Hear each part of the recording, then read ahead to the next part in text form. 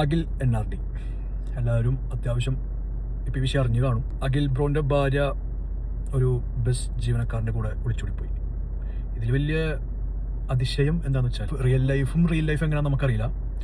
പക്ഷേ പണവും പ്രശസ്തിയും ഒന്നല്ല ദാമ്പത്യ ജീവിതത്തിന് വേണ്ടത് എന്നുള്ളത് ഈ ഒരു കാര്യം കൊണ്ട് മനസ്സിലായി. വേറെ എന്തൊക്കെയോ കാര്യങ്ങൾ വേണം. പിന്നെ പുള്ളിക്കാരി അഖിൽ ബ്രോക്ക് വേണ്ടി എന്തോ കേസ് കൊടുത്തിട്ടുണ്ട്, വേറെ പരസ്ത്രീ ബന്ധമോ എന്തൊക്കെ പണ്ട്.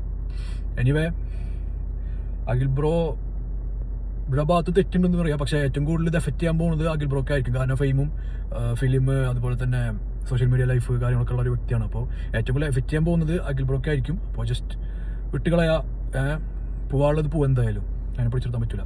ഇതിനും നല്ലൊരു ദാമ്പത്യ ജീവിതം ഉണ്ടാവട്ടെ. ആ കുട്ടിക്ക് പോകുമ്പോൾ ജസ്റ്റ് ഡൈവോഴ്സ് ചെയ്തിട്ട് ഈ ആളുടെ ഒപ്പം പോകായിരുന്നു എന്നുള്ളൊരു ഇത് മാത്രമേ ഉള്ളൂ.